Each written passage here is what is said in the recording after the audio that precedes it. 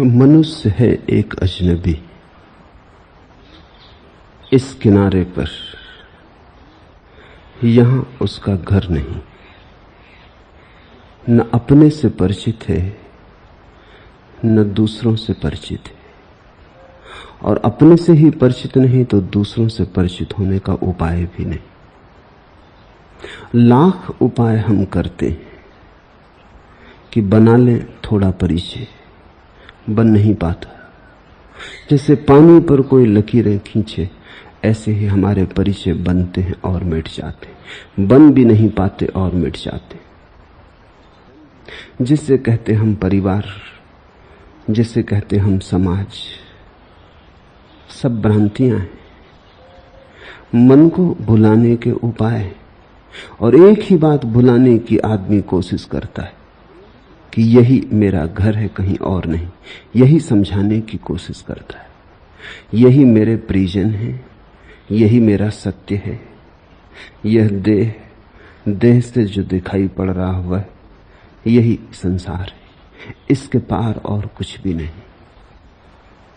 लेकिन टूट टूट जाती यह बात, खेल बनता नहीं, खिलौने खिलौने ही रह जाते, सत्य कभी बन नहीं पाते।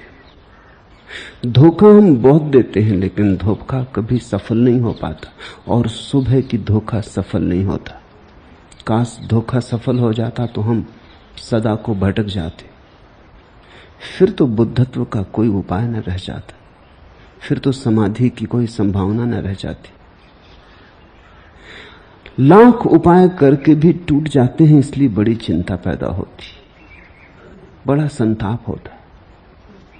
मानते हो पत्नी मेरी है और जानते हो भीतर से कि मेरी हो कैसे सकेगी। मानते हो बेटा मेरा है, लेकिन जानते हो किसी तल पर गहराई में कि सब मेरा तेरा सपना है।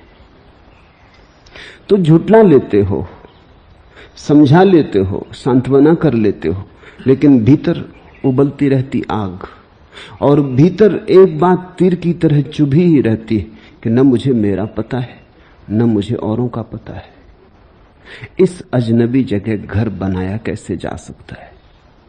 जिस व्यक्ति को ये बोध आने लगा कि ये जगह ही अजनबी है, यहां परिचय हो नहीं सकता, हम किसी और देश के वासी हैं, जैसे ही ये बोध जगने लगा और तुमने हिम्मत की और तुमने यहां के भूल भुलावे में अपने को भटकाने के उपाय छोड़ दिए और तुम जागने लगे पार के प्रति, वो जो दूसरा किनारा है, वो जो बहुत दूर कुहासे में छिपा किनारा है, उसकी पुकार तुम्हें सुनाई पड़ने लगी, तो तुम्हारे जीवन में रूपांतरण शुरू हो जाता है। धर्म ऐसी ही क्रांति का नाम है।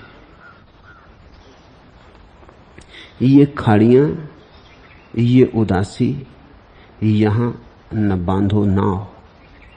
ये और देश है साथी, यहां न बांधो नाव। दगा करेंगे मनाजिर किनारे दरिया के, सफर ही में है भलाई, यहां न बांधो नाव। फलक गवाह कि जलथल यहां है डमाडोल, जमी खिलाफ है भाई, यहां न बांधो नाव। यहां की आबो हवा में है और ही बुबास, ये सर जमी है पराई, यहां न बांधो नाव।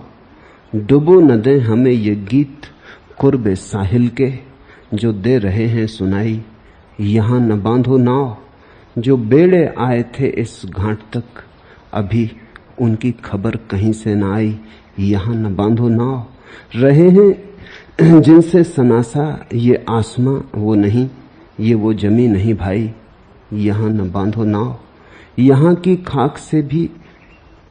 की खाक से हम भी मुसाम रखते हैं, वफा की बू नहीं आई, यहां न बांधो नाव। जो सर जमीन अजल से हमें बुलाती है, वो सामने नजर आई, यहां न बांधो नाव। सवादे साहिले मकसूद आ रहा है नजर, ठहरने में है तबाही, यहां न बांधो नाव। जहां जहां भी हमें साहिलों ने ललचाया, सदा फिराक की आई, यहां न बांधो नाव। किनारा मनमोहक तो है, यह सपनों जैसा सुंदर है, बड़े आकर्षण है यहां, अन्यथा इतने लोग भटकते ना। अनंत लोग भटकते हैं। कुछ गहरी सम्मोहन की क्षमता है इस किनारे में। इतने इतने लोग भटकते हैं, अकारण ही ना भटकते होंगे। कुछ लुभाता होगा मन को, कुछ पकड़ लेता होगा। कभी कभार कोई एक अष्टावक्र होता है, कभी कोई जागता है। अधिक लोग तो सोए सोए सपना देखते रहते। इन सपनों में जरूर कुछ नशा होगा, इतना तो तय है। और नशा गहरा होगा कि जगाने वाले आते हैं, जगाने की चेष्टा करते हैं, चले जाते हैं, और आदमी करवट बदल के फिर अपनी नींद में खो जाता है। आदमी जगाने वालों को भी धोखा दे जाता है। आदमी जगाने वालों से भी नींद का नया इंतजाम कर लेता है। उनकी वाणी से भी सामक औषधियां बना लेता है।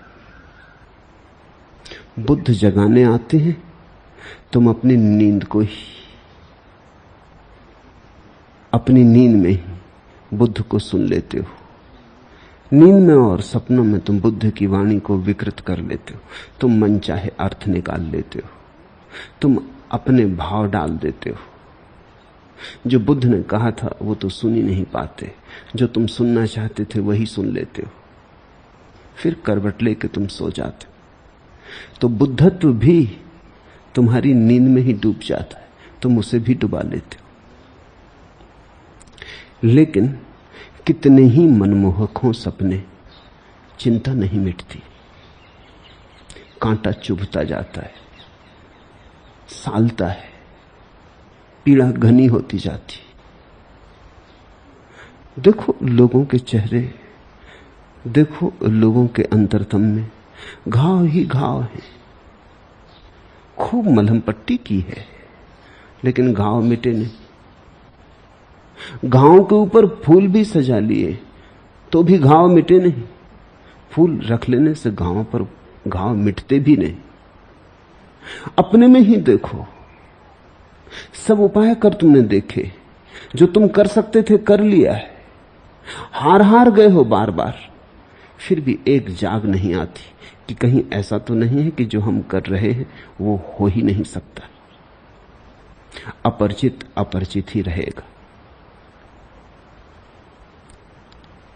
अगर परिचय बनाना हो तो अपने से बना लो, और कोई परिचय संभव नहीं है। दूसरे से परिचय हो ही नहीं सकता। एक ही परिचय संभव है, अपने से। क्योंकि दूसरे के भीतर तुम जाओगे कैसे? और अभी तो तुम अपने भीतर भी नहीं गए। अभी तो तुमने भीतर जाने की कला भी नहीं सीखी। अभी तो तुम अपने भी अंतरतम की सीढ़ियां नहीं उतरे। अभी तो तुमने अपने कुएं में ही नहीं झांका, अपने ही जल स्रोत में नहीं डूबे, तुमने अपने ही केंद्र को नहीं खोजा। तो दूसरे को तो तुम देखोगे कैसे? दूसरे को तुम उतना ही देख पाओगे जितना तुम अपने को देखते हो। अगर तुमने माना कि तुम शरीर हो तो दूसरे तुम्हें शरीर से ज्यादा नहीं मालूम पड़ेंगे। अगर तुमने माना कि तुम मन हो तो दूसरे तुम्हें मन से ज्यादा नहीं मालूम पड़ेंगे। यदि तुमने कभी जाना कि तुम आत्मा हो तो ही तुम्हें दूसरे में भी आत्मा की किरण का आभास होगा। हम दूसरे में उतना ही देख सकते हैं, उसी सीमा तक जितना हमने स्वयं में देख लिया। हम दूसरे की किताब तभी पढ़ सकते हैं जब हमने अपनी किताब पढ़ ली। कम से कम भीतर की वर्णमाला तो पढ़ो, भीतर के शास्त्र से तो परिचित हो, तो ही तुम दूसरे से भी शायद परिचित हो जाओ। और मजा ऐसा है कि जिसने अपने को जाना उसने पाया कि दूसरा है ही नहीं।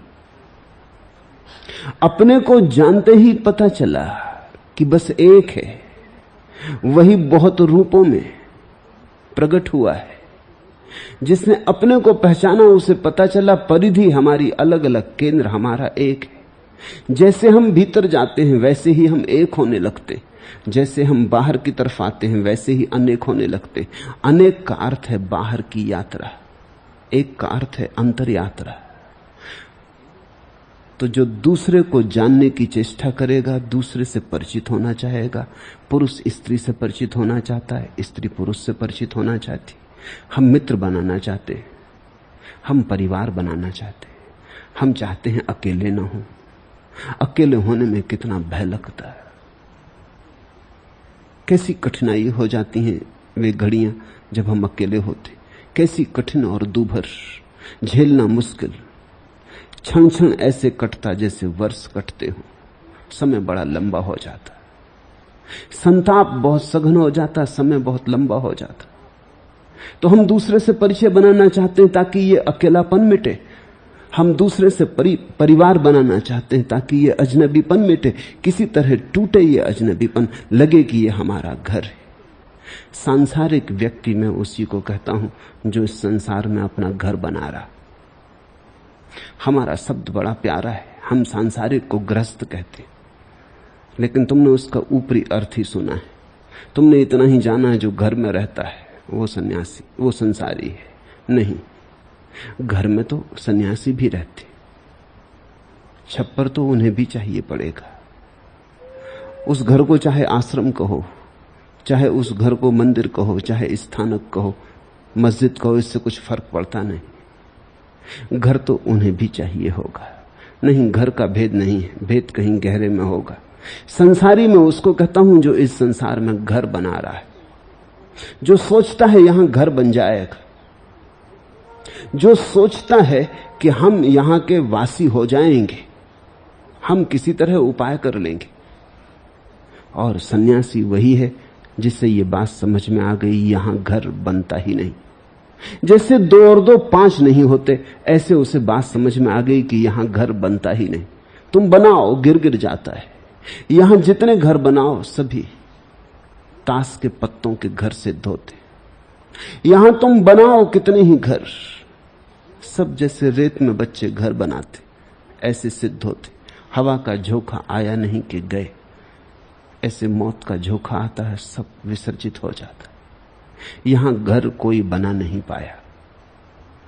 जिस दिन तुम्हें यह दिखाई पड़ जाता है कि यहां कोई घर बना नहीं पाया, घर बनना इस जगत के नियम में ही नहीं है, उसी दिन तुम्हारे जीवन में सन्यास का पदार्पण होता है।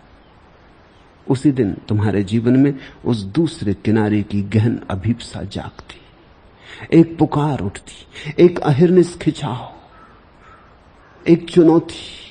तुम चल पड़ते एक नई यात्रा पर। जब तुम संसार से परिचित होने का ख्याल छोड़ देते हो, तभी परमात्मा से परिचित होने का उपाय शुरू होता है।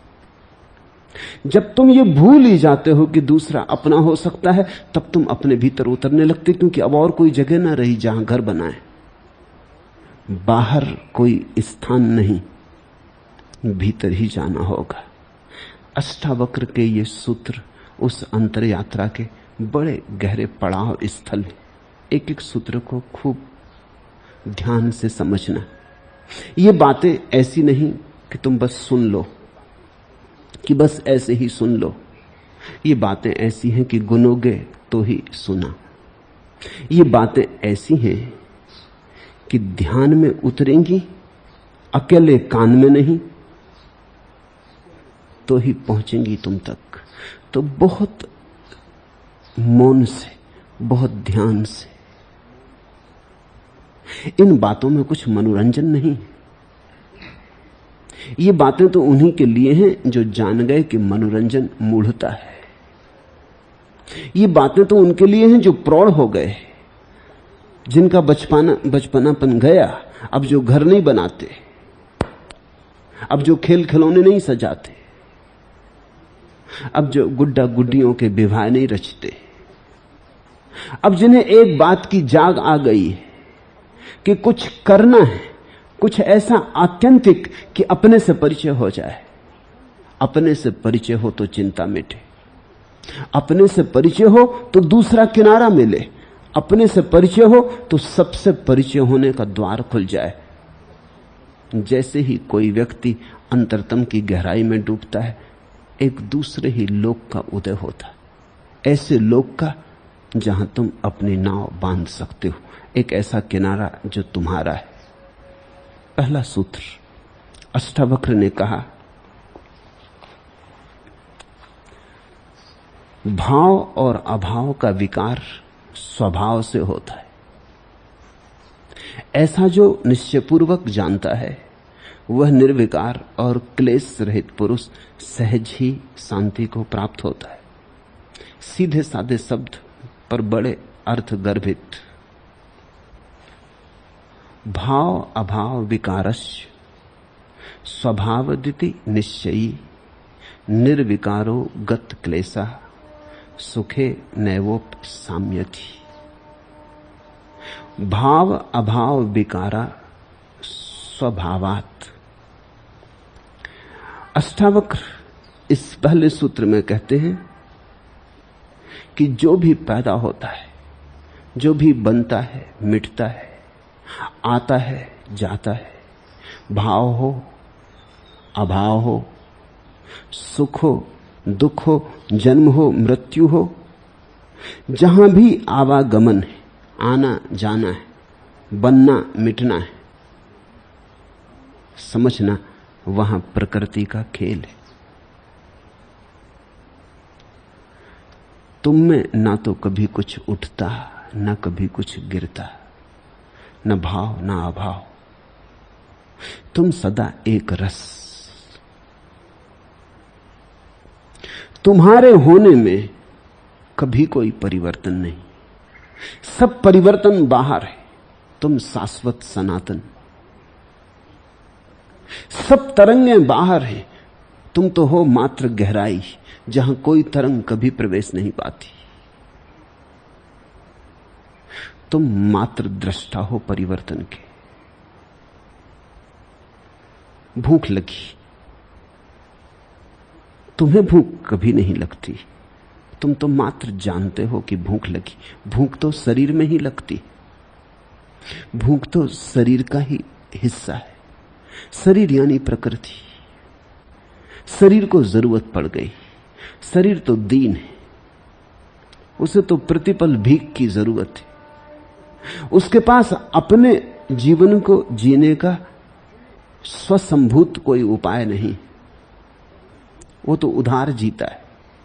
उसे तो भोजन न दो तो मर जाएगा, उसे तो श्वास न मिले तो समाप्त हो जाएगा, उसे तो रोज रोज भोजन डालते रहो तो ही किसी तरह घसटता है, तो ही किसी तरह चलता है। भूख लगी तो शरीर को भूख लगी, फिर भोजन तुमने किया तो भी शरीर को तृप्ति हुई। भूख का भाव, फिर भूख का अभाव हो जाना, दोनों ही शरीर में घटे। तुमने मात्र जाना, तुमने मात्र देखा, तुम केवल साक्षी रहे। तुम में ना तो भूख लगी, तुम में ना संतोष आया। भाव और अभाव का विकार स्वभाव से, प्रकृति से होता है। ऐसा जो निश्चयपूर्वक जानता है वह निर्विकार और क्लेश रहित पुरुष सहज ही शांति को प्राप्त होता है। इति निश्चयी, ऐसा जिसने निश्चय से जाना। सुन के तो तुमने भी जान लिया, लेकिन निश्चय नहीं बनेगा। शास्त्र में तो तुमने भी पढ़ा, लेकिन निश्चय नहीं बनेगा। निश्चय तो अनुभव से बनता है, दूसरे के कहे नहीं बनता। मैं तुमसे कहता हूं, अष्टावक्र तुमसे कहते हैं कि भूख शरीर को लगती, तुम्हें नहीं, तुम सुनते हो। शायद थोड़ा बुद्धि का प्रयोग करोगे तो साफ भी हो जाएगी कि बात ठीक है, कांटा तो शरीर में ही गड़ता है, पीड़ा शरीर में ही होती है, पता हमें चलता है, बोध हमें होता है। घटनाएं घटती रहती हैं, हम साक्षी मात्र हैं। ऐसा बुद्धि से समझ में भी आ जाएगा, लेकिन इससे तुम इति निश्चयी न बन जाओगे। ये तो बार बार समझ में आ जाएगा और फिर तुम भूल जाओगे। जब फिर भूख लगेगी तब अष्टावक्र भूल जाएंगे, तब फिर तुम कहोगे मुझे भूख लगी।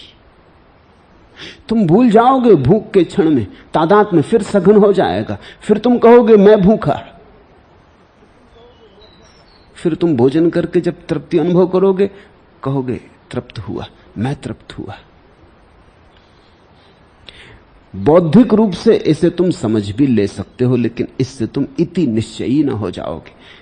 इसलिए बार बार अष्टावक्र दोहराएंगे इस शब्दों के समूह को, इति निश्चयी, ऐसा जिसने निश्चय पूर्वक जाना। इससे तुम ये गलती मत समझ लेना कि अष्टावक्र तुमसे ये कह रहे हैं कि तुम इसे खूब दोहराओ तो निश्चय पक्का हो जाए। बार बार दोहरा दोहरा के, बार बार मन में यही भाव उठा उठा के निश्चय कर लो, दृढ़ता कर लो तो बस ज्ञान हो जाएगा। नहीं, इस तरह निश्चय नहीं होता। तुम झूठ को कितना ही दोहराओ, तुम्हें झूठ सच जैसी भी मालूम पड़ने लगे तो भी सच इस तरह पैदा नहीं होता। बहुत बार दोहराने से भ्रम पैदा होता है, ऐसा लगने लगता है कि अनुभव होने लगा।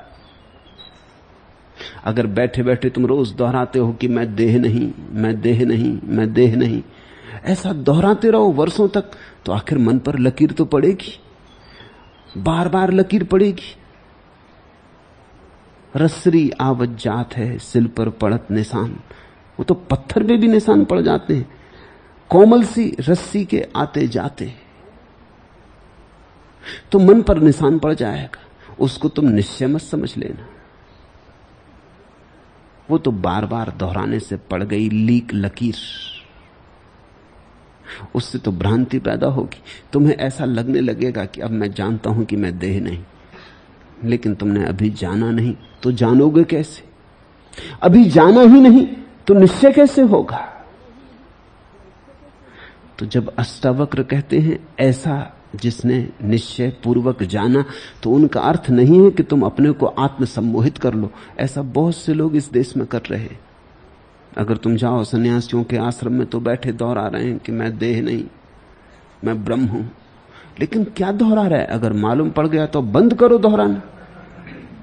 दोहराना ही बताता है कि अभी पता नहीं चला। तो 2-4 दिन के लिए छोड़ो, फिर देखो। 2-4 दिन छोड़ने को भी वो राजी नहीं होंगे, क्योंकि वो कहेंगे उससे तो निश्चय में कमी आ जाएगी। ये भी कोई निश्चय हुआ कि 2-4 दिन न दोहराया तो बात खत्म हो गई? ये तो निश्चय न हुआ, ये तो तुम किसी भ्रम को संभाल रहे हो दोहरा दोहरा के। अडोल्फ हिटलर ने अपनी आत्मकथा में लिखा है, सच और झूठ में ज्यादा फर्क नहीं। बहुत बार दोहराए गए झूठ सच मालूम होने लगते। और अडोल्फ हिटलर ठीक कहता है, क्योंकि यही उसने जीवन भर किया। झूठ दोहराए, इतने बार दोहराए कि वो सच मालूम होने लगे।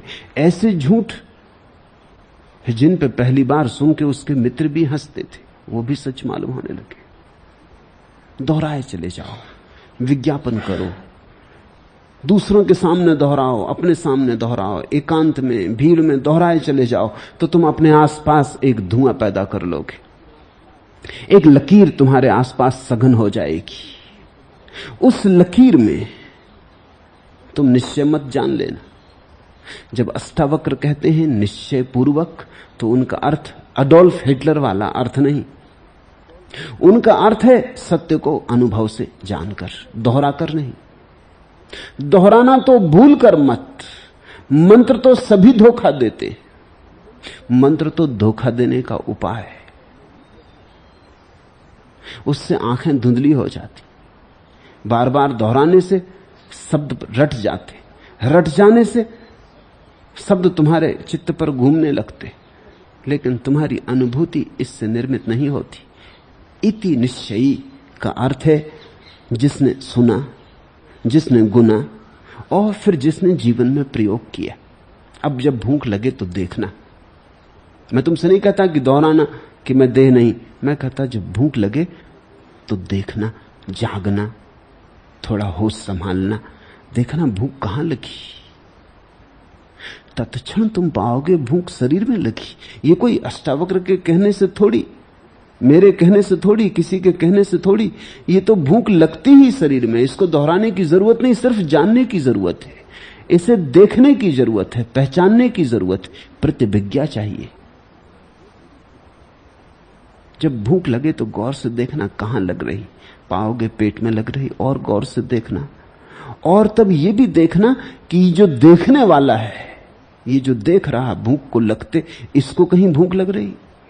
तुम अचानक पाओगे वहां कोई भूख का पता नहीं, वहां भूख की छाया भी नहीं पड़ती। जैसे दर्पण के सामने तुम खड़े हो जाते हो तो दर्पण में तुम्हारा प्रतिबिंब बनता है। दर्पण में कुछ बनता थोड़े ही, दर्पण में कोई अंतर थोड़ी पड़ता तुम्हारे खड़े हो जाने से। प्रतिबिंब कुछ है थोड़ी, तुम हटे कि प्रतिबिंब गया। दर्पण में तो कुछ भी नहीं बना, सिर्फ बनने का आभास हुआ। वो आभास भी तुम्हें हुआ, दर्पण को वो आभास भी नहीं हुआ। चैतन्य तो दर्पण जैसा है, उसके सामने घटनाएं घटती हैं, प्रतिबिंब बनते, बस घटनाएं समाप्त हो जाती, प्रतिबिंब खो जाते, दर्पण फिर खाली का खाली, फिर अपने अनंत खालीपन में आ गया। वही तो दर्पण की शुद्धि है, उसका अनंत खालीपन। निर्विकार गत क्लेशा। और जिस व्यक्ति को यह निश्चय से प्रतीति हो गई कि सब खेल प्रकृति में चलता, मैं दृष्टा मात्र हूं, उसके सब क्लेश समाप्त हो जाते, सब विकार शून्य हो जाते। निर्विकार गत क्लेशा, वो विकार शून्य हो जाता और समस्त क्लेश के पार हो जाता, विगत हो जाता। अब उसे कोई क्लेश नहीं हो सकता। भूख लगे तो भी वो जानता कि शरीर को लगी, उपाय भी करता है, नहीं कि उपाय नहीं करता, शरीर को भोजन की जरूरत है, ये भी जानता है, लेकिन अब कोई क्लेश नहीं होता। अब दर्पण इस भ्रांति में नहीं पड़ता कि मुझ पर कोई चोट पड़ रही। कांटा लगता है तो ज्ञानी भी कांटा निकालता है। जहां तक कांटा निकालने का संबंध है, ज्ञानी अज्ञानी में कोई फर्क नहीं। धूप पड़ती है तो ज्ञानी भी छाया में बैठता है। जहां तक छाया में बैठने का संबंध है, ज्ञानी अज्ञानी में कोई फर्क नहीं। अगर बाहर से तुम देखोगे तो ज्ञानी अज्ञानी में कोई भी फर्क ना पाओगे।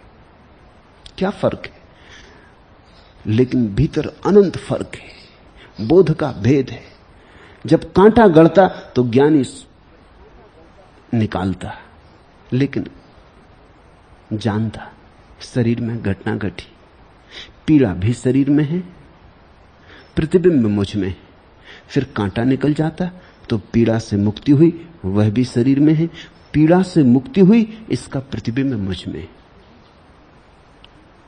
बड़ी दूरी पैदा हो जाती, जैसे शरीर अनंत दूरी पर हो जाता,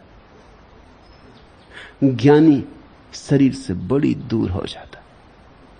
ज्ञानी शरीर में होता ही नहीं। जैसे जैसे ज्ञान सघन होता है, ज्ञानी शरीर से दूर होता जाता है। और आश्चर्य की बात यह है कि जैसे जैसे ज्ञानी दूर होने लगता है, वैसे वैसे प्रतिबिंब सुस्पष्ट बनता है। तो जब बुद्ध के पैर में कांटा गड़ेगा तो शायद तुमने सोचा हो उन्हें पीड़ा नहीं होती। मैं तुमसे कहना चाहता हूं, उनकी पीड़ा का बोध तुमसे ज्यादा स्पष्ट होगा। स्वभावतः उनका दर्पण ज्यादा निर्मल है। जिस दर्पण पे धूल जमी, उसमें कहीं प्रतिबिंब साफ बनते। जिस दर्पण पे कोई धूल नहीं रही, निर्विकार हुआ, उस पर प्रतिबिंब बड़े साफ बनते। बुद्ध की संवेदनशीलता निश्चित ही तुमसे कई गुना, अनंत गुना ज्यादा होगी, फिर भी क्लेश नहीं होगा। दर्पण शुद्ध है, प्रतिबिंब साफ बनते, लेकिन क्लेश बिल्कुल नहीं होता। क्योंकि क्लेश का अर्थ तुम समझ लो, क्लेश का अर्थ है शरीर का, आत्मा का तादात्म्य।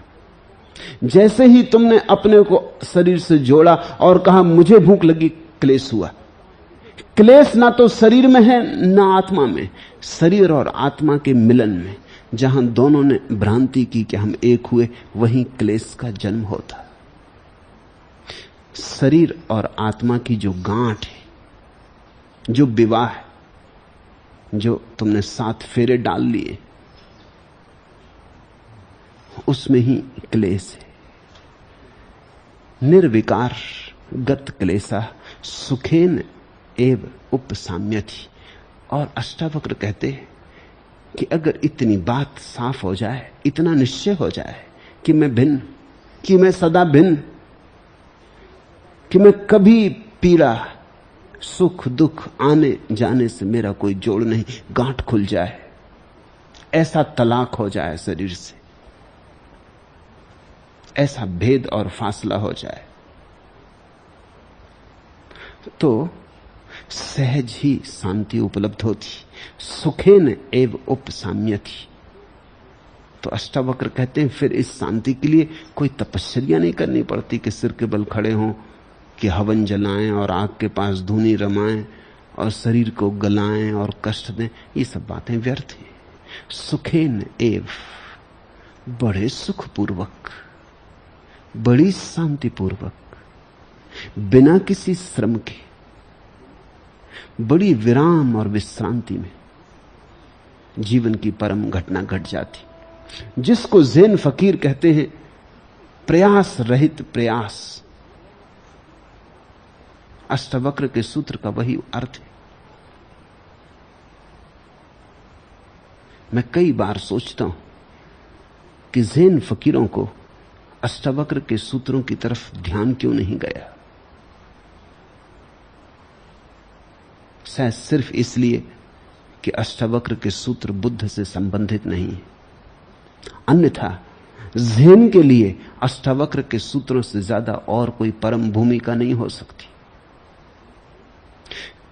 अष्टावक्र का सारा कहना यही है कि बिना श्रम के हो जाता है, बिना चेष्टा के हो जाता है, क्योंकि बात सिर्फ बोध की है, चेष्टा की है नहीं। कुछ करना नहीं है, जैसा है वैसा जानना है। करने की बात ही फिजूल है।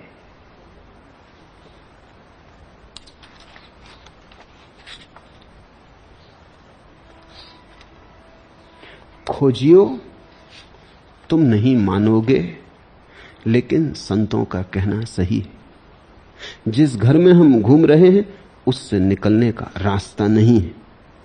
शून्य और दीवार दोनों एक है, आकार और निराकार दोनों एक है। जिस दिन खोज शांत होगी तुम आपसे यह जानोगे कि खोज पाने की नहीं खोने की थी, यानी तुम सचमुच में जो हो वही होने की थी।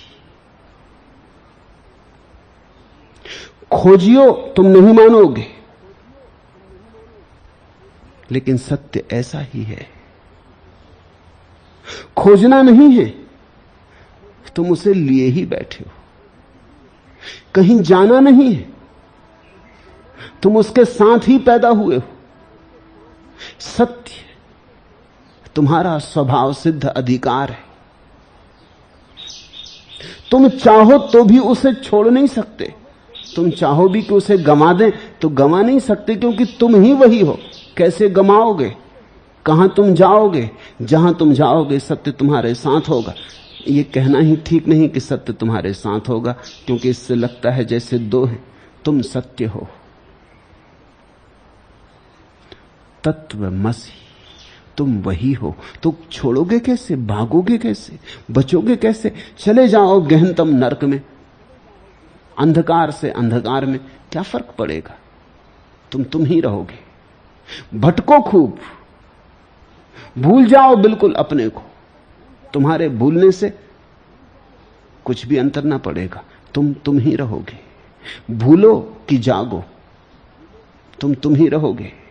जिस दिन खोज शांत होगी तुम आपसे आप यह जानोगे कि खोज पाने की नहीं खोने की थी, यानी तुम सचमुच में जो हो वही होने की थी।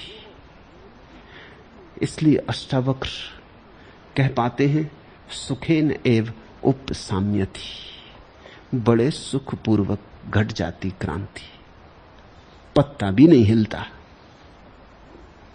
और घट जाती क्रांति। श्वास भी नहीं बदलनी पड़ती, पैर भी नहीं उठाना पड़ता, कहीं गए बिना आ जाती मंजिल। क्योंकि मंजिल तुम अपने भीतर लिए चल रहे हो। तुम्हारा घर तुम्हारे भीतर से, वो दूसरा किनारा तुम्हारे भीतर से। एक है किनारा तुम्हारे बाहर और एक है किनारा तुम्हारे भीतर। तुम्हारे भीतर और बाहर, इन दो किनारों के बीच प्रवाह है परमात्मा का। जब तुम बाहर की तरफ देखने में बिल्कुल बंध जाते हो तो एक किनारा ही रह जाता हाथ में, तब सब अन्य मालूम होते, सब भिन्न मालूम होते। जब तुम दूसरे किनारे से परिचित हो जाते हो तब सभी अनन्य मालूम होते, तब कोई भी भिन्न नहीं मालूम होता, सभी अभिन्न मालूम होते।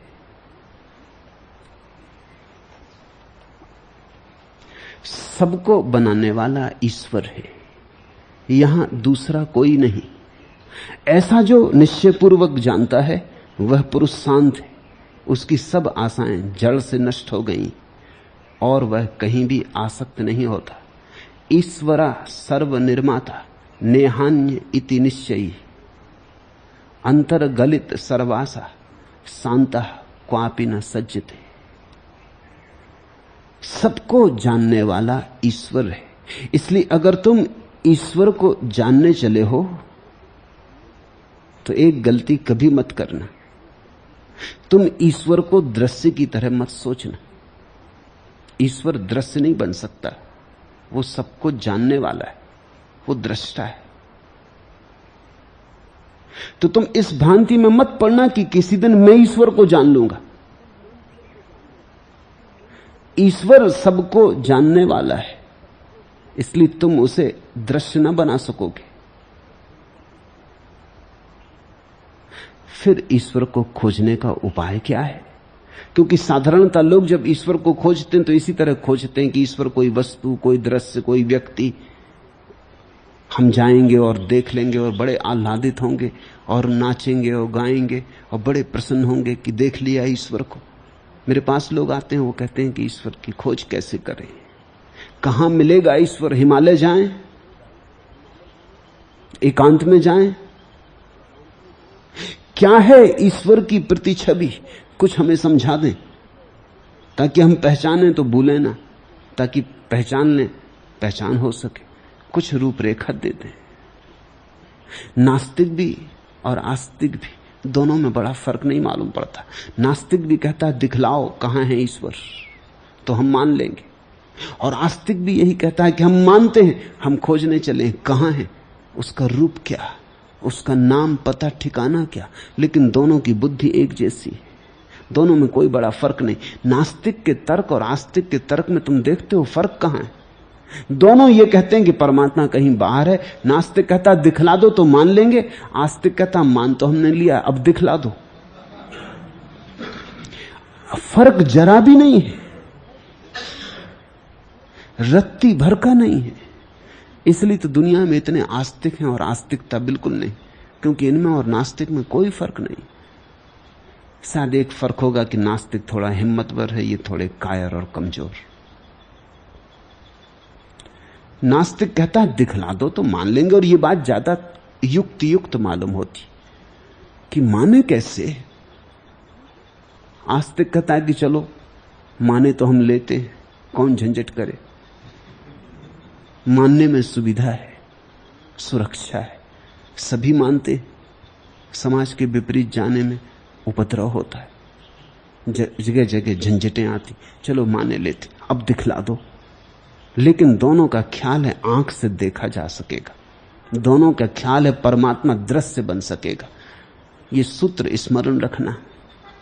सबको जानने वाला, सबको बनाने वाला ईश्वर है, यहां दूसरा कोई नहीं है। ऐसा जो निश्चय पूर्वक जानता है वह पुरुष शांत, उसकी सब आशाएं जड़ से नष्ट हो गई और वह कहीं भी आसक्त नहीं होता है। तो फिर ईश्वर को जानने का ढंग क्या है? अगर ईश्वर को दृश्य की तरह नहीं जाना जा सकता तो फिर उपाय क्या है?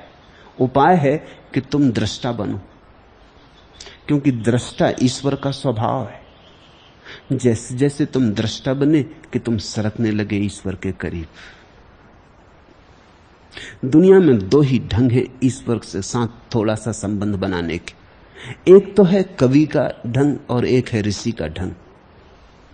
कवि का ढंग है कि वो कुछ सृजन करता है, कविता बनाता, शून्य से लाता शब्द को। चित्रकार, मूर्तिकार, संगीतकार, नर्तक निर्माण करते कुछ। अनगढ़ पत्थर को गढ़ता मूर्तिकार, जहां कोई रूप न था वहां रूप का निर्माण करता। कल तक पत्थर था, राह के किनारे पड़ा, आज अचानक मूर्ति हो गई। उस पत्थर के चरणों पर फूल चढ़ने लगे, कुछ निर्माण कर दिया।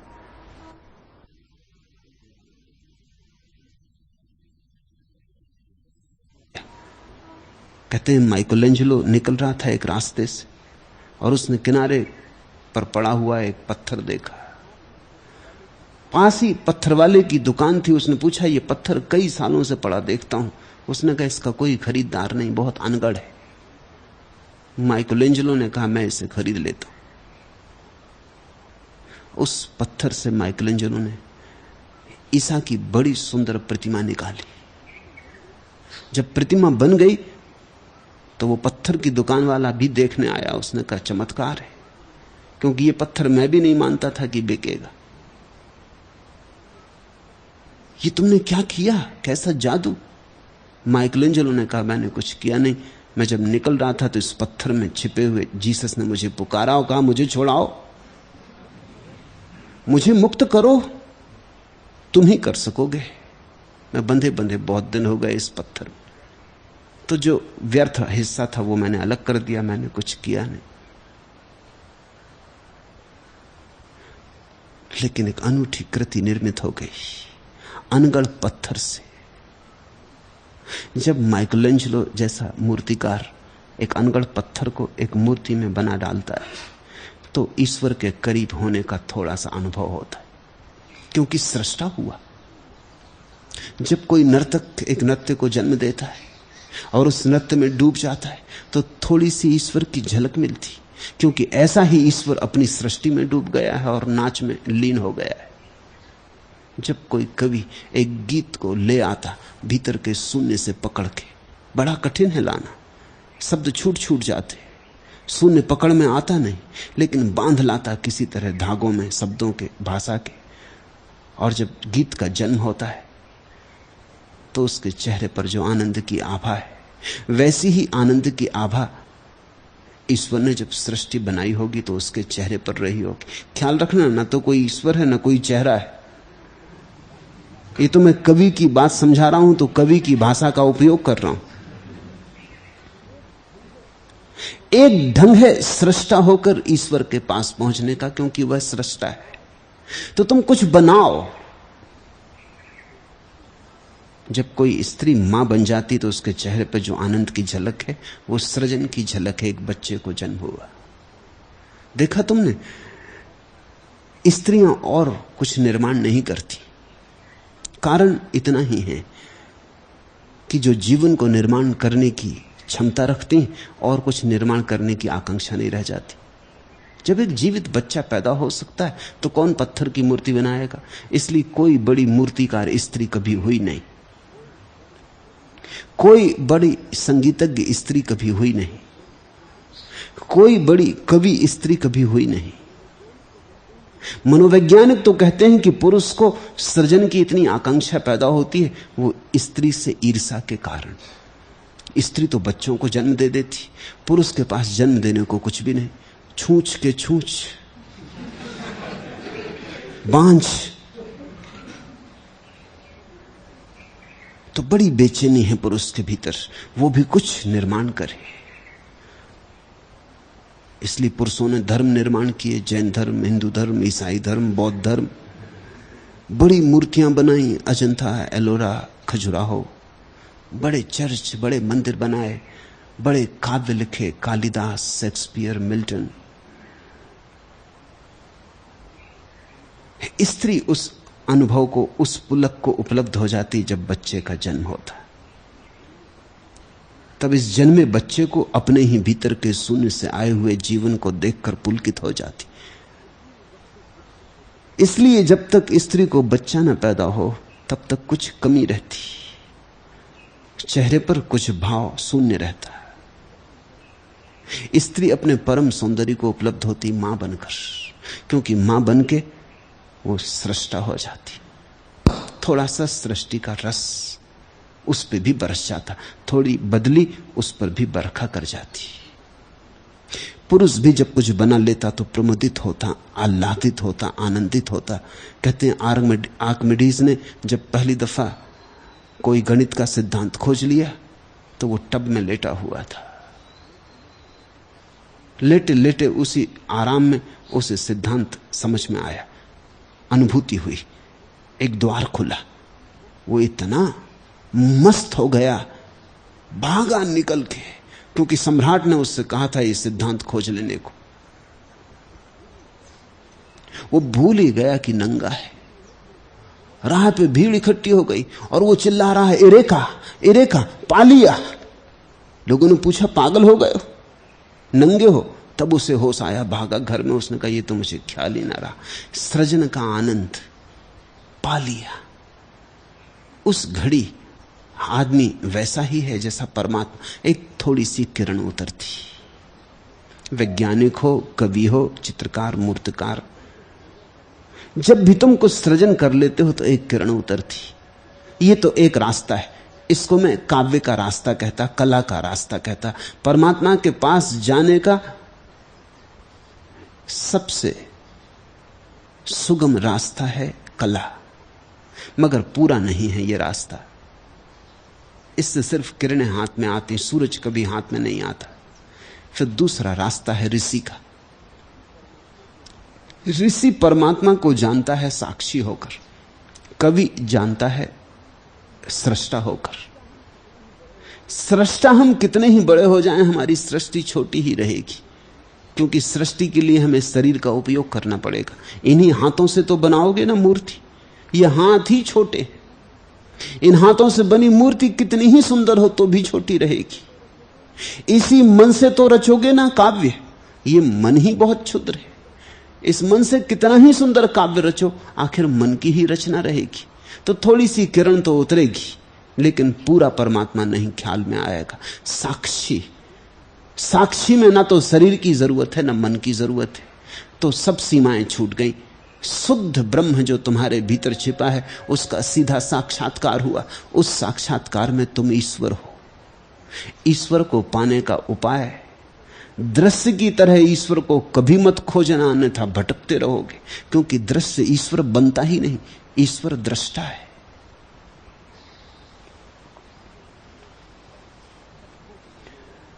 सबको बनाने वाला, सबको जानने वाला ईश्वर है, यहां दूसरा कोई नहीं।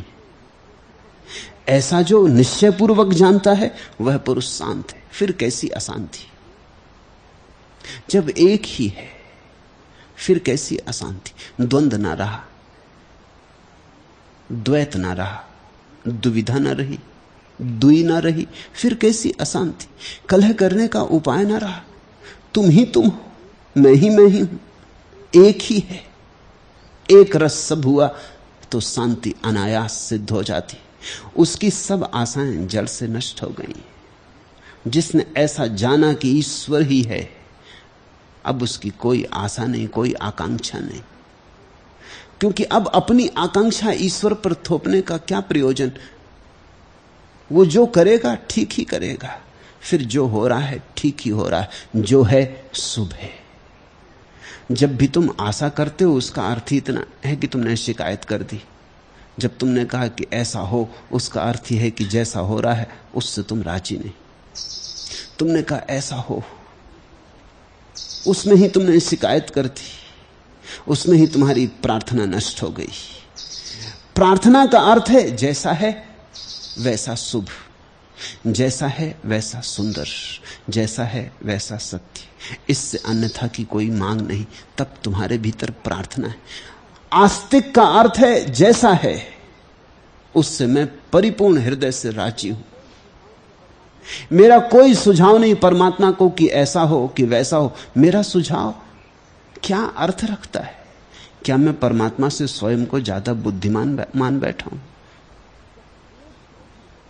जब एक ही है तो जो भी हो रहा है ठीक ही हो रहा है, और जब सभी ठीक हो रहा है तो अशांति खो ही जाती। अंतर्गलित सर्वासा, ऐसे व्यक्ति के भीतर से आशा, निराशा, वासना, आकांक्षा सब गलित हो जाती, विसर्जित हो जाती। फिर आसक्ति का भी कोई उपाय नहीं बचता। जब एक ही है तो कौन करे आसक्ति, किससे करे आसक्ति? जब एक ही है तो मन के लिए ही ठहरने की जगह नहीं बचती। उस एक में मन ऐसे खो जाता जैसे धुएं की रेखा आकाश में खो जाती।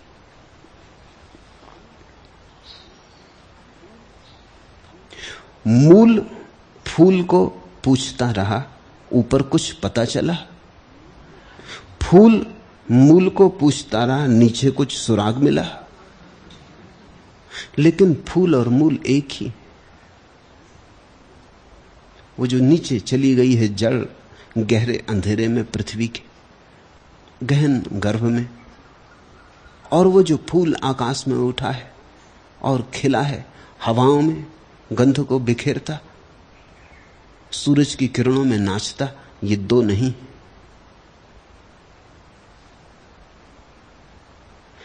मैंने सुना है एक केचुआ सरक रहा था कीचड़ में, वो अपनी ही पूंछ के पास आ गया, मोहित हो गया। कहा, प्रिय, बहुत दिन से तलाश में था, अब मिलन हो गया। उसकी पूछने का, अरे मूढ़, मैं तेरी ही पूछ। वो समझा कि कोई स्त्री से मिलन हो गया है। अकेला था, संगी साथी की तलाश रही होगी। मूल फूल को पूछ रहा, फूल मूल को पूछ रहा, दोनों एक है। कौन किससे पूछे, कौन किसको उत्तर दे? विपत्ति और संपत्ति दैव योग से ही अपने समय पर आती हैं। ऐसा जो निश्चयपूर्वक जानता है वह सदा संतुष्ट और स्वस्थ इंद्रिय हुआ न इच्छा करता है न शोक करता है। आपदा संपदा काले दैवा देवेति निश्चयी तृप्ता स्वस्थ इंद्रियो नित्यम न वांछति न सोचती।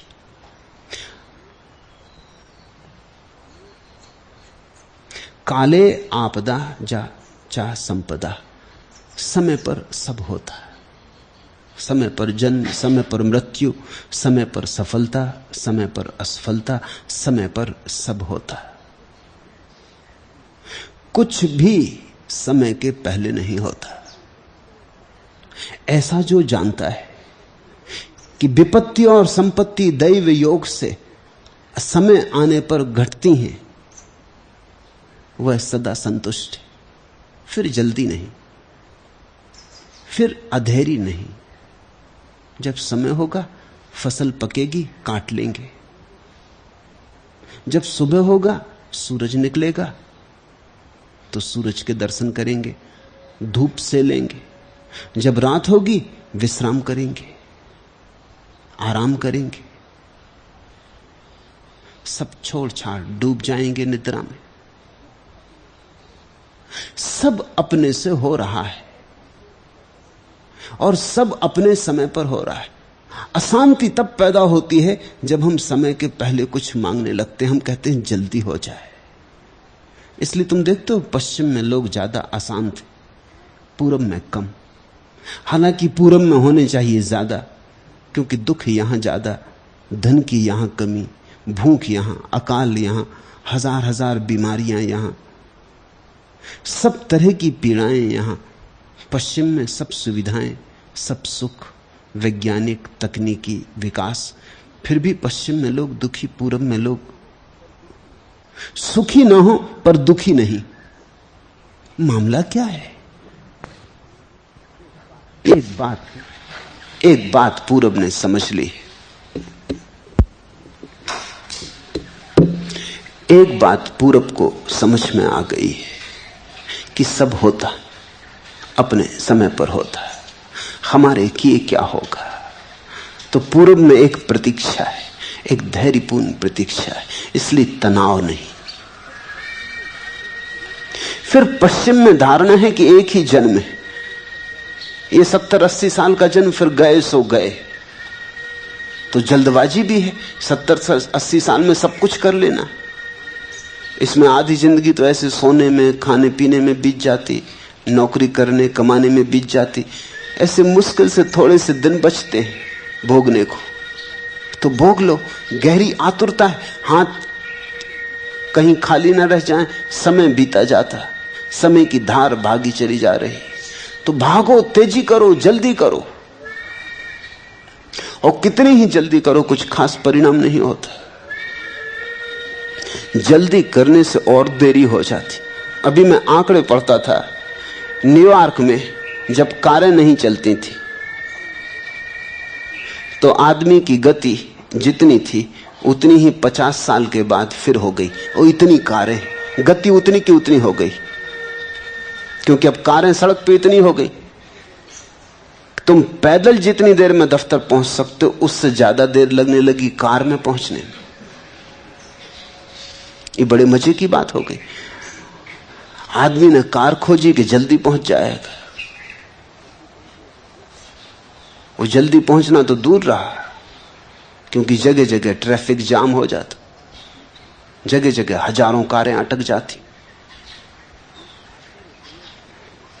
एक आदमी ने प्रयोग किया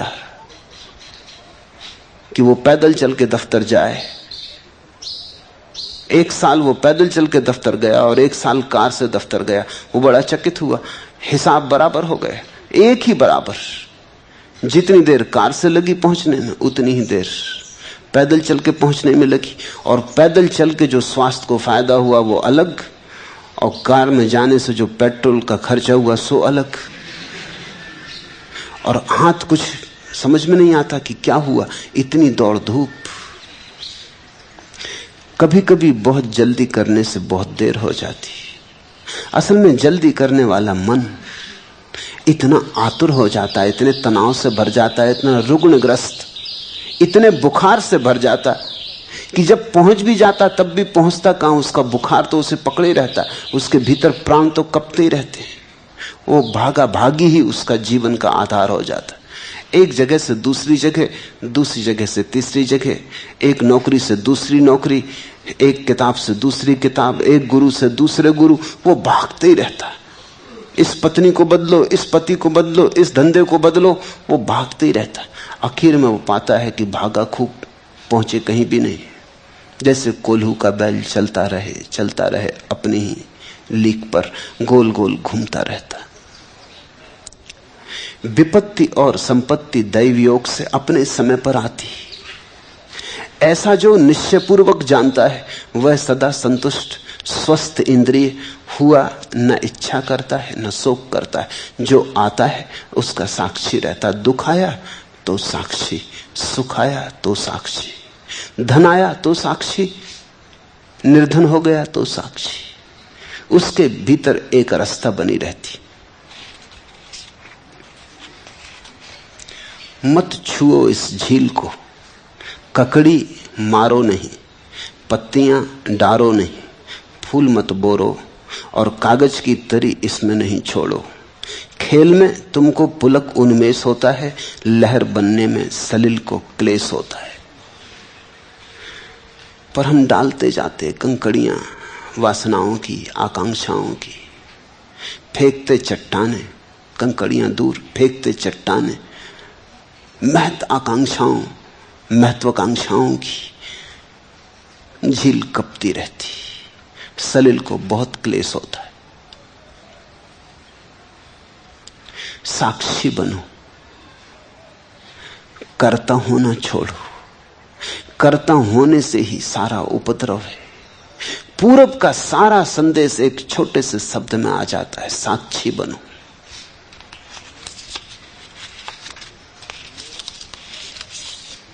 मेरा जीवन सबका साखी। कितनी बार दिवस बीता है, कितनी बार निशा बीती है, कितनी बार तिमिर जीता है, कितनी बार ज्योति जीती है, मेरा जीवन सबका साखी है। कितनी बार सृष्टि जागी है, कितनी बार प्रलय सोया है, कितनी बार हंसा है जीवन, कितनी बार विवश रोया है, मेरा जीवन सबका साखी। देखते चलो, रमो मत किसी में, रुको मत कहीं, अटको मत कहीं, देखते चलो। जो आए कोई भाव मत बनाओ, बुरा भला मत सोचो। जो आए, जैसा आए, जो लहर उठे, देखते चलो। और धीरे धीरे तुम पाओगे देखने वाला ही शेष रह गया, सब लहरें चली गई, सलिल शांत हुआ। उस परम शांति के क्षण में सत्य का साक्षात्कार है।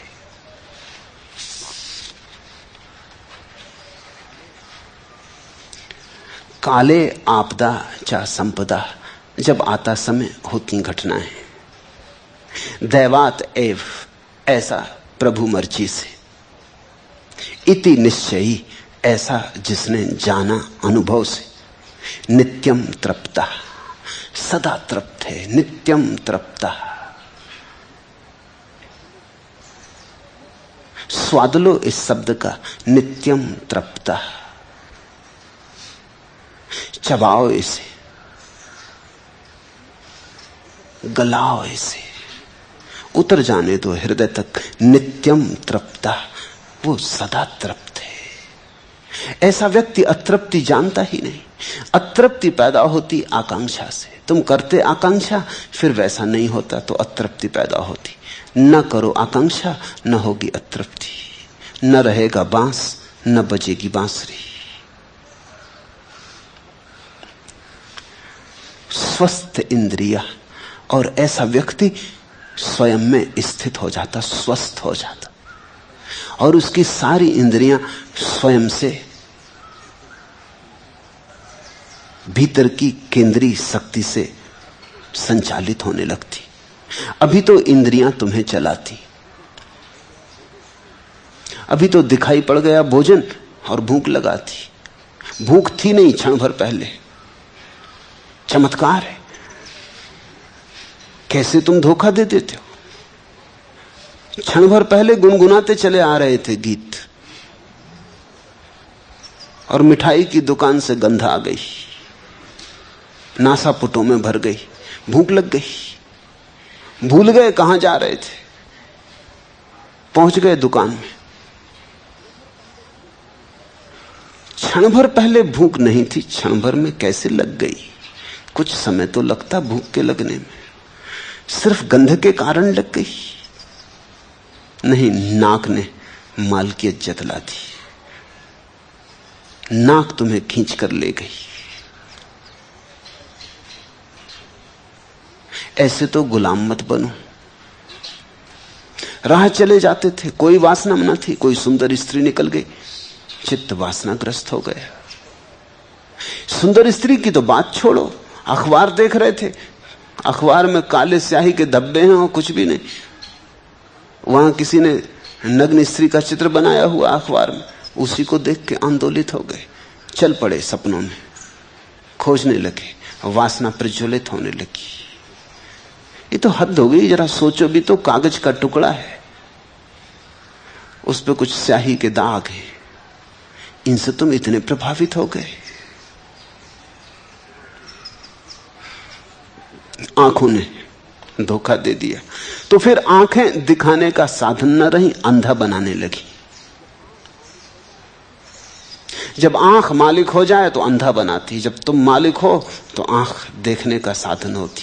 बुद्ध देखते हैं आंख से, महावीर देखते हैं, तुम नहीं। इंद्रियां अभी मालिक है, तुम गुलाम हो। इस गुलामी से छूट जाने का नाम मुक्ति है, मोक्ष है। जब तुम मालिक हो जाओ और इंद्रियां तुम्हारी अनुचर हो जाएं। स्वस्थ इंद्रिया न वांछती न सोचती।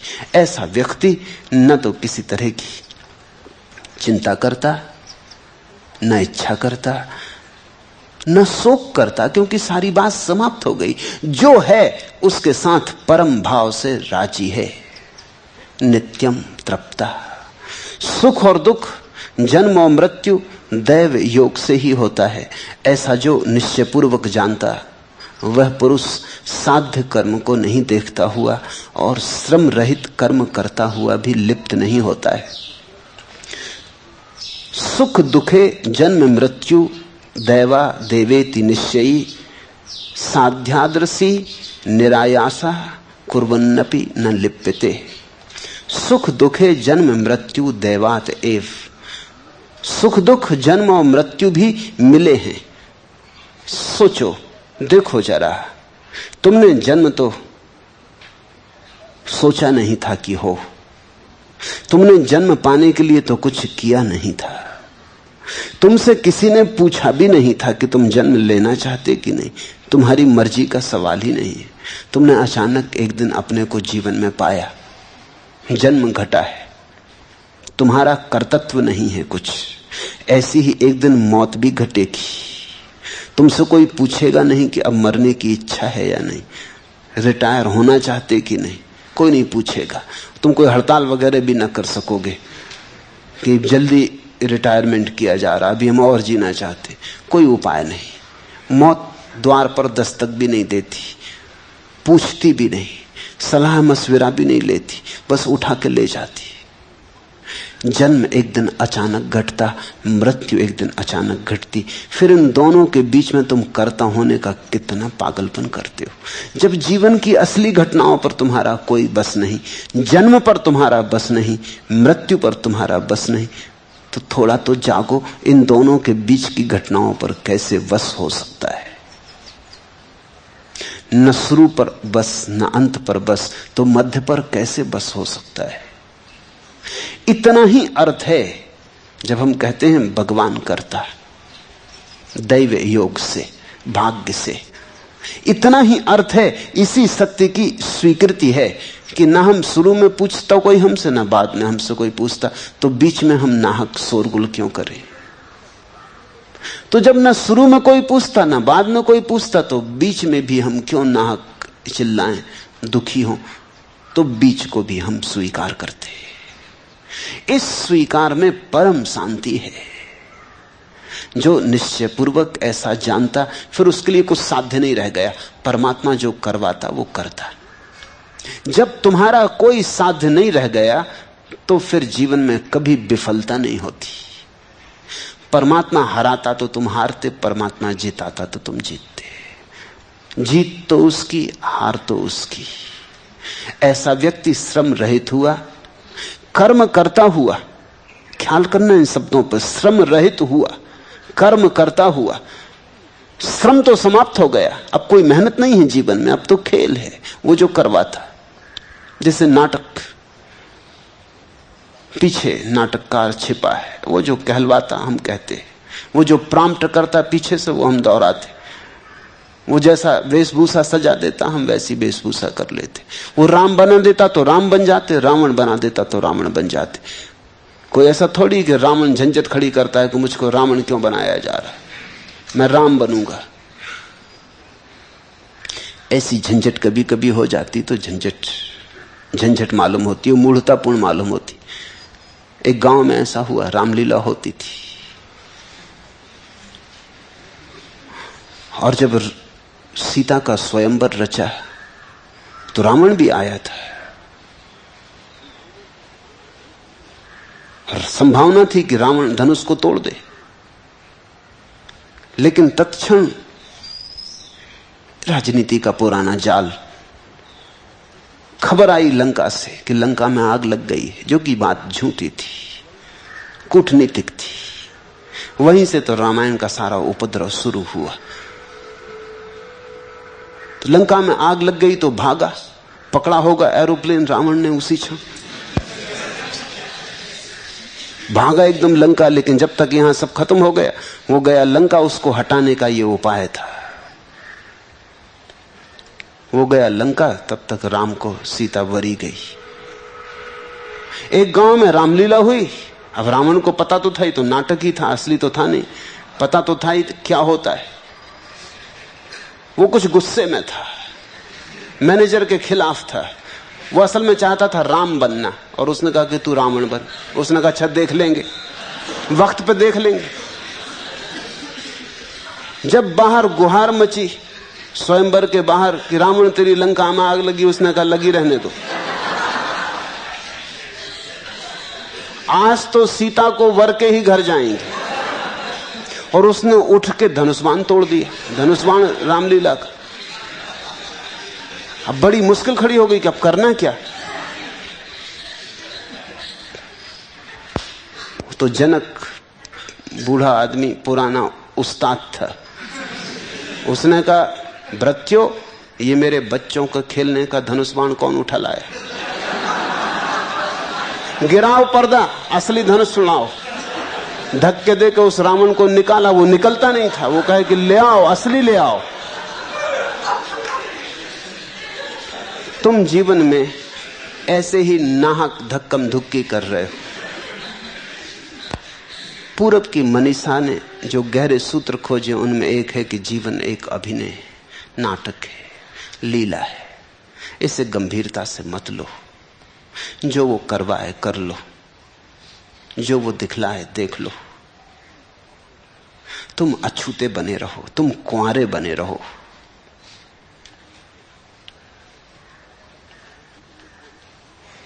और तब तुम्हारे जीवन में कोई श्रम ना होगा, क्योंकि कोई तनाव ना होगा। कर्म तो होगा, श्रम ना होगा। श्रम ना होगा, कर्म होगा। इसका अर्थ हुआ कर्म तो होगा, कर्ता ना होगा। जब कर्ता होता तो श्रम होता है, तब चिंता होती। अब कर्ता तो परमात्मा है, हार जीत उसकी है, सफलता असफलता उसकी है। तुम तो सिर्फ एक उपकरण मात्र हो, निमित्त मात्र। सब चिंता खो जाती। इस संसार में चिंता से दुख उत्पन्न होता है, अन्यथा नहीं। ऐसा जो निश्चय पूर्वक जानता है वह सुखी और शांत है, सर्वत्र उसकी स्पृहा गलित है और वह चिंता से मुक्त है।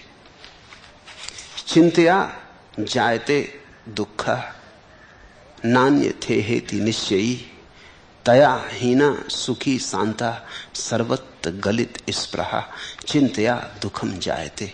चिंता से दुख। चिंता पैदा होती कर्ता के भाव से। जैसे ही तुम स्वीकार कर लेते हो कि मैं कर्ता नहीं हूं, फिर कैसी चिंता। चिंता है कर्ता की छाया। तुम चिंता तो छोड़ना चाहते हो, कर्तत्व नहीं छोड़ना चाहते। तुम रहना तो चाहते हो कर्ता, कि दुनिया को दिखा दो कि तुमने ये किया, ये किया, ये किया, कि इतिहास में नाम छोड़ जाओ कि कितना काम तुमने किया। लेकिन तुम चाहते हो चिंता ना हो। यह असंभव कि तुम मांग करते हो। जितना बड़ा तुम्हारा कर्तत्व होगा उतनी ही चिंता होगी। जितना बड़ा तुम्हारा अहंकार होगा उतनी ही तुम्हारी चिंता होगी। निश्चिंत होना हो तो निरअहंकारी हो जाओ। लेकिन निरअहंकारी का अर्थ ही होता है, एक ही अर्थ होता है कि तुम कर्ता मत रहो। तुम जगह दे दो परमात्मा को, उसे जो करना है करने दो। तुम्हारे हाथ उसके हाथ भर रह जाएं, तुम्हारी आंखें उसकी आंखें हो जाएं, तुम्हारी देह में वो विराजमान हो जाए, तुम मंदिर हो जाओ, उसे करने दो जो करना है। तब तुम्हारे जीवन में एक बड़ा नैसर्गिक सौंदर्य होगा, एक प्रसाद होगा। तुम हार जाओगे तो भी तुम निश्चिंत सो जाओगे। तुम जीत जाओगे तो भी तनाव ना होगा मन में, तो भी तुम निश्चिंत सो जाओगे, क्योंकि तुम अब अपने सिर पर लेते ही नहीं। तुम्हारी हालत ऐसी हो जाएगी जैसे एक छोटा सा बच्चा अपने बाप का हाथ पकड़ के जाता है। जंगल है घना, बीहड़ है, पशु पक्षियों का डर है, बाप चिंतित है, बेटा मस्त है। वो बड़ी मस्त जंगल देख के उनके आनंद का ठिकाना नहीं। वो हर चीज के संबंध में प्रश्न पूछ रहा है, ये फूल क्या है, ये पक्ष। शेर भी सामने आ जाए तो बेटा मस्ती से खड़ा रहेगा, उसे क्या फिक्र, बाप के हाथ में हाथ है। एक जापानी कथा है।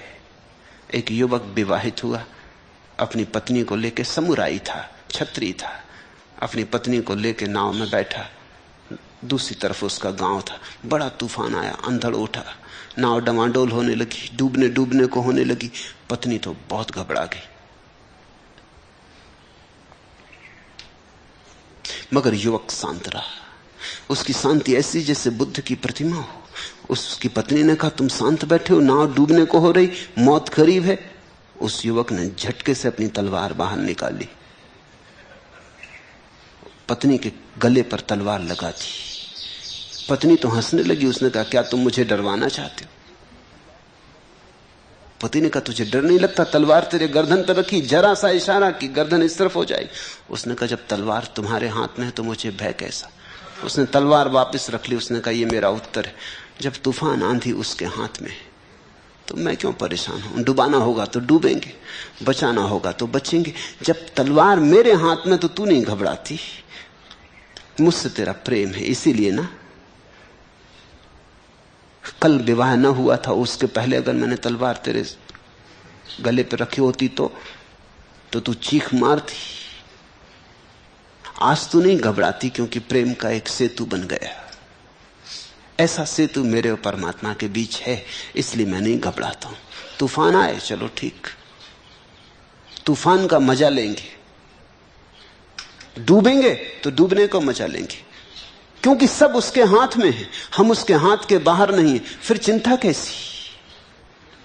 चिंतया दुखम जायते अन्यथा ना। और कोई ढंग से चिंता पैदा नहीं होती, बस चिंता एक ही है कि तुम करता हो। करता हो तो चिंता, चिंता है तो दुख। इति निश्चयी सुखी शांता सर्वत्र गलित स्पृहा। ऐसा जिसने निश्चय पूर्वक जाना, अनुभव से निचोड़ा, वह व्यक्ति सुखी हो जाता, शांत हो जाता, उसकी सारी स्पृहा समाप्त हो जाती।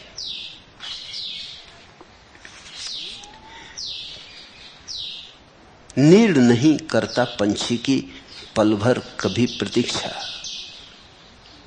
गगन नहीं लिखता पंखों की अच्छी बुरी समीक्षा, दीप नहीं लेता सलभों की कोई अग्नि परीक्षा, धूम नहीं काजल बनने की करता कभी अभिप्सा, प्राण स्वयं ही केवल अपनी तृषा तृप्ति का माध्यम, तत्व सभी निरपेक्ष अपेक्षा मन का मीठा विभ्रम। तत्व सभी निरपेक्ष, अपेक्षा मन का मीठा विभ्रम। भ्रम है, सपना है, ऐसा हो वैसा ना हो जाए, और जैसा होना है वैसा ही होता है। तुम्हारे किए कुछ भी अंतर नहीं पड़ता, रत्ती भर अंतर नहीं पड़ता। तुम नाहक परेशान जरूर हो जाते हो, बस उतना ही अंतर पड़ता है। कभी तुम ऐसे भी तो जी के देखो, कभी अष्टावक्र की बात पर भी तो जी के देखो। कभी तय कर लो कि 3 महीने ऐसे जिएंगे कि जो होगा ठीक, कोई अपेक्षा ना करेंगे। क्या तुम सोचते हो सब होना बंद हो जाएगा? मैं तुमसे कह सकता हूं प्रामाणिक रूप से कि वर्षों से मैंने कुछ नहीं किया, अपने कमरे में अकेला बैठा रहता हूं। जो होना है होता रहता है, होता ही रहता है। एक बार तुम करके देख लो, तुम चकित हो जाओगे, तुम हैरान हो जाओगे कि जन्मों जन्मों से कर कर के परेशान हो गए, और ये तो सब होता ही है। करने वाला जैसे कोई और ही है। सब होता रहता, तुम बीच से हट जाओ, तुम रोड़े मत बनो।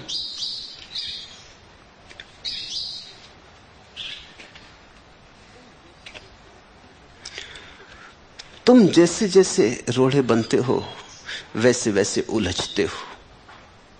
प्राहा अपने को नकार कर सोचता है आदमी, दूसरों के बारे में भटकता है अंधियारे में, निकालता है खाकर चोट पत्थरों को गालियां, करता है निंदा रास्तों की सुनकर अपनी ही प्रतिध्वनि, भींचता है मुट्ठियां, पीसता है दांत, नोचता है चेतना के पंख, नहीं देख पाता आत्मा का निरभ्र आकाश।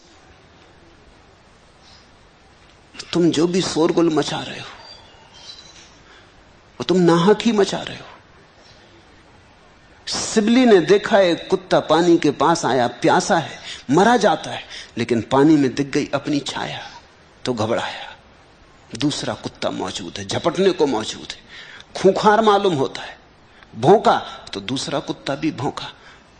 उसकी अपनी ही प्रतिध्वनि थी। सिबली बैठा देखता रहा और हंसने लगा। उसे सब समझ में आ गया, उसे अपने ही पूरे जीवन का राज समझ में आ गया। पर प्यास ऐसी थी उस कुत्ते की कि कूदना ही पड़ा।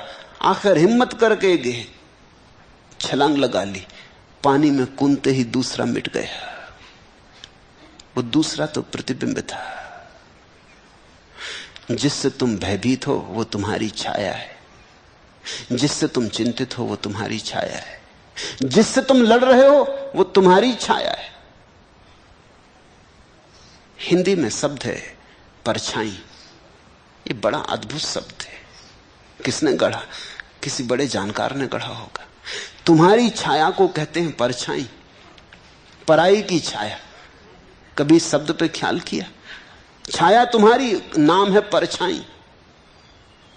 तुम्हारी छाया ही पर हो जाती, वही पर जैसी भासती। ठीक ही जिसने ये शब्द चुना होगा बड़ा बोधपूर्वक चुना होगा। परछाई अपनी ही छाया दूसरी जैसी मालूम होती, उससे ही संघर्ष चलने लगता है। फिर लड़ो खूब, जीत हमारे हाथ नहीं लगेगी। कहीं छाया से कोई जीता है? शून्य में व्यर्थ ही कुस्तम कुश्ती कर रहे हो।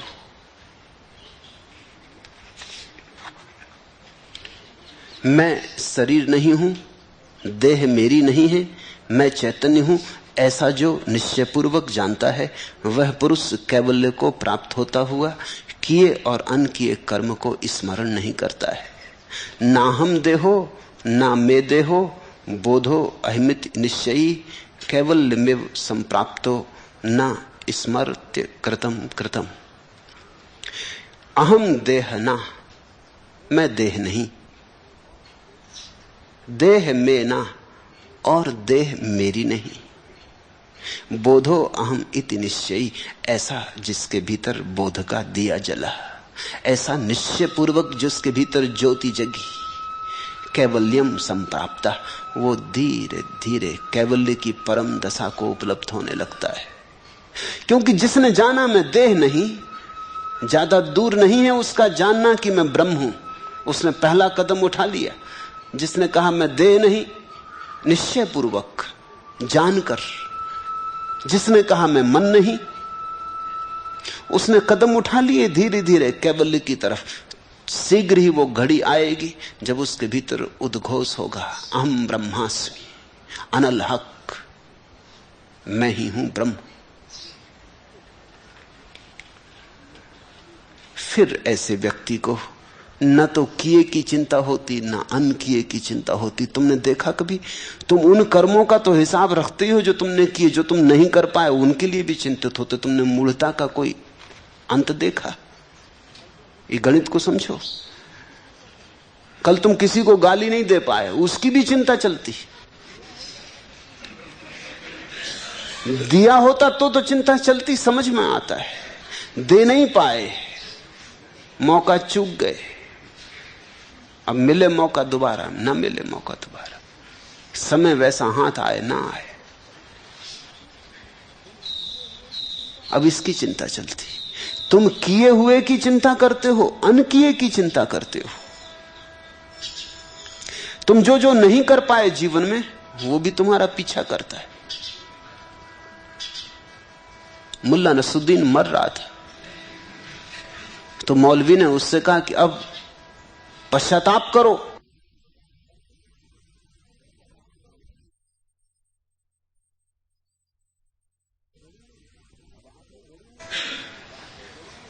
अब आखिरी घड़ी में प्रायश्चित करो। उसने आंख खोली, उसने कहा कि प्रायश्चित ही कर रहे हैं, अब बीच में गड़बड़ मत करो। उस मौलवी ने पूछा, जोर से बोलो, किस चीज का प्रायश्चित कर रहा है? उसने कहा कि जो पाप नहीं कर पाए उनका प्रायश्चित कर।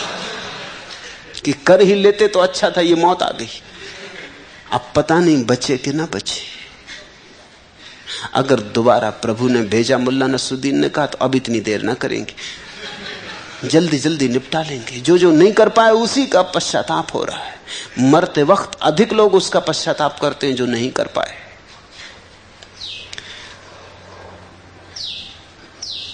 ऐसा पुरुष जिसने जाना मैं देह नहीं, मैं मन नहीं, और जिसने पहचानी अपनी भीतर की छवि, अनकिए की तो बात छोड़ो, किए का भी विचार नहीं करता। जो हुआ हुआ, जो नहीं हुआ नहीं हुआ। वो बोझ नहीं ढोता, अतीत को सिर पे लेके नहीं चलता। और जिस व्यक्ति ने अतीत को सिर से उतार कर रख दिया, उसके पंख फैल जाते हैं, वो खुले आकाश में उड़ने लगता है। उस पर जमीन की कशिश का कोई प्रभाव नहीं रह जाता, वो आकाशगामी हो जाता है। बोझ तुम्हारे सिर पर अतीत का है, और अतीत के बोझ के कारण भविष्य की आकांक्षा पैदा होती। जो नहीं कर पाए भविष्य में करना है, जो कर लिया और भी अच्छी तरह कर सकते थे उसको भविष्य में करना है। भविष्य क्या है? तुम्हारे अतीत का ही सुधरा हुआ रूप, साजा समारा और व्यवस्थित किया। अब की बार मौका आएगा तो और अच्छी तरह कर लोगे। अतीत का बोझ जो ढोता है वही भविष्य के पीछे भी दौड़ता रहता। जिसने अतीत को उतार दिया उसका भविष्य भी गया। वह जीता शुद्ध वर्तमान में, और वर्तमान में होना परमात्मा में होना है। ब्रह्म से लेकर तृण पर्यंत मैं ही हूं। ऐसा जो निश्चय पूर्वक जानता है वह निर्विकल्प शुद्ध और शांत और लाभा अलाभ से मुक्त होता है। जिसने जाना कि ब्रह्म से लेकर तृण पर्यंत एक ही जीवन धारा है, एक ही जीवन का खेल है, एक ही जीवन की तरंगे, एक ही सागर की लहरें, जिसने ऐसा पहचान लिया तृण से लेकर ब्रह्म तक, वो निर्विकल्प हो जाता है। फिर किसका भय, फिर कैसी वासना, फिर कैसी अशांति, फिर कैसी अशुद्धि। जब एक ही है तो शुद्ध ही है, फिर कैसा लाभ कैसा अलाभ। अनेक आश्चर्यों वाला यह विश्व कुछ भी नहीं है, अर्थात मिथ्या है। ऐसा जो निश्चय पूर्वक जानता है वह वासना रहित बोध स्वरूप पुरुष इस प्रकार शांति को प्राप्त होता है मानो कुछ भी नहीं है। नाना आश्चर्यमिदं विश्वम न किंचिदिति निश्चयी निर्वासना स्फूर्ति मात्रो न किंचिदिव साम्यति इदम विश्वम नाना आश्चर्यम न किंचित। ये जो बहुत बहुत आश्चर्यों से भरा हुआ विश्व है, शांत हुए व्यक्ति को ऐसा लगता है कि सपना मात्र। ये सत्य लगता है तुम्हारी वासना के कारण। तुम्हारी वासना इसमें प्राण डालती, वासना के हटते ही प्राण निकल जाते विश्व में से। ये नाना आश्चर्यों से भरा हुआ विश्व अचानक स्वप्नवत हो जाता, माया जाल। इति निश्चयी निर्वासना स्फूर्ति मात्रा न किंचित दिव्य साम्यति। ऐसा निश्चय पूर्वक जिसने जाना वह वासना रहित बोध स्वरूप पुरुष इस प्रकार शांति को प्राप्त होता है मानो कुछ भी नहीं है। ये सूत्र ख्याल रखना। रात तुमने स्वप्न देखा कि तुम गिर पड़े पहाड़ से, कि छाती पर राक्षस बैठे, कि गर्दन दबा रहे, कि चीख निकल गई, कि चीख में नींद टूट गई। नींद टूटते ही तुम पाते हो चेहरा पसीना पसीना है, छाती धक धक हो रही, हाथ पैर कप रहे, लेकिन अब तुम हंसते हो। अब कोई अशांति नहीं होती। अब न राक्षस है, न पहाड़ है, न कोई तुम्हारी छाती पे बैठा। हो सकता अपनी तकिया अपनी छाती पे लिए पड़े हो, या कभी कभी तो ऐसा होता अपनी ही हाथ छाती पर वजन डालते हो, लगता है कोई छाती पे बैठा। अब तुम हंसते हो। अभी तक जो सपना था सत्य मालूम हो रहा था तो घबराहट थी, अब सपना हो गया तो घबराहट खो गई। बोध को प्राप्त व्यक्ति, संबोधि को उपलब्ध व्यक्ति, जिसने जाना कि मैं स्फूर्ति मात्र हूं, चैतन्य मात्र हूं, चिन्ह मात्र हूं, वो ऐसे जीने लगता है संसार में जैसे संसार है ही नहीं, जैसे संसार है ही नहीं। है या नहीं है कुछ भेद नहीं।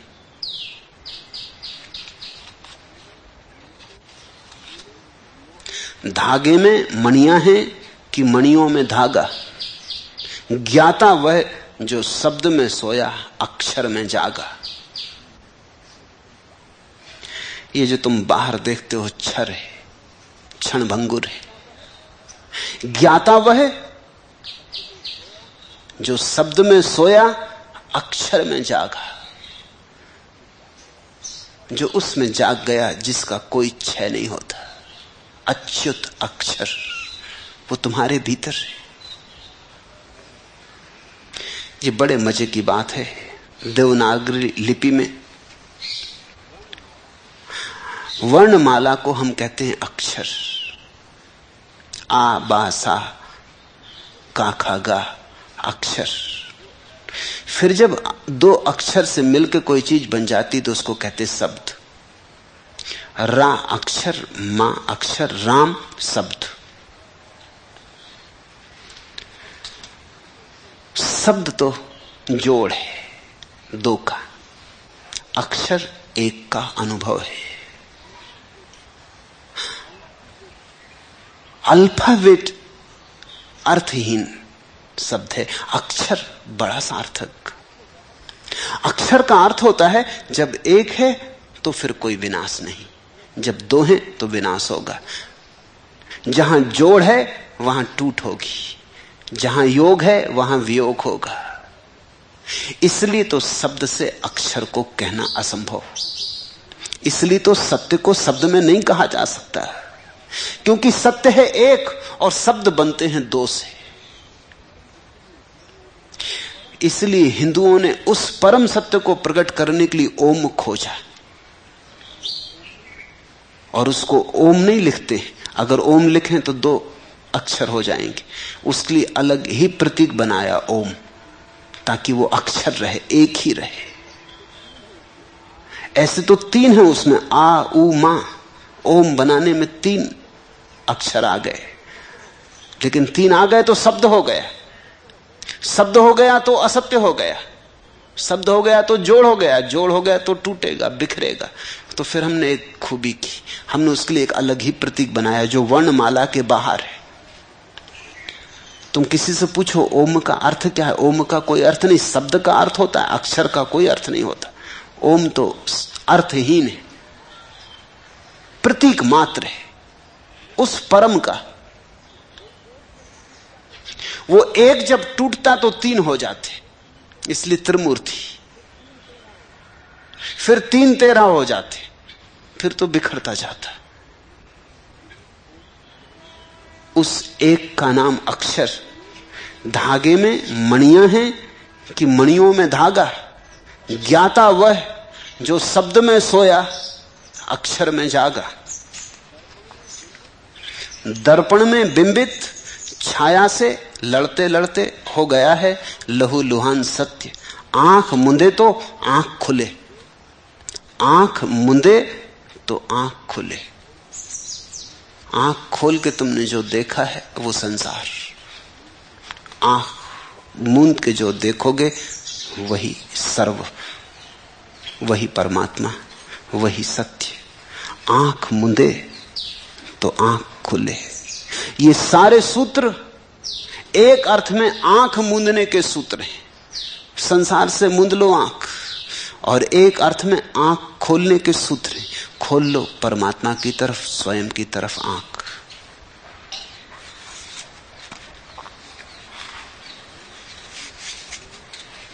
ये खाड़ियां, ये उदासी, यहां न बांधो नाव। ये देश और है साथी, यहां न बांधो नाव। दगा करेंगे मनाजिर किनारे दरिया के, सफर ही में है भलाई, यहां न बांधो नाव। फलक गवाह है कि जलथल यहां है डवाडोल, जमी खिलाफ है भाई, यहां न बांधो नाव। यहां की आबो हवा में है और ही बुबास, ये सर जमी है पराई, यहां न बांधो नाव। डुबो न दे हमें ये गीत कुर्बे साहिल के, जो दे रहे हैं सुनाई, यहां न बांधो नाव। जो बेड़े आए थे इस घाट तक, अभी उनकी खबर कहीं से न आई, यहां न बांधो नाव। रहे हैं जिनसे सनासा ये आसमां वो नहीं, ये वो जमी नहीं भाई, यहां न बांधो नाव। यहां की खाक से हम भी मुसाम रखते हैं, वफा की बू नहीं आई यहां, न बांधो नाव। जो सर जमीन अजल से हमें बुलाती है वो सामने नजर आई, यहां न बांधो नाव। सवादे साहले मकसूद आ रहा है नजर, ठहरने में है तबाही, यहां न बांधो नाव। जहां जहां भी हमें साहिलों ने ललचाया, सदा फिराक की आई, यहां न बांधो नाव। हरिओम तत्सत। आज इतना।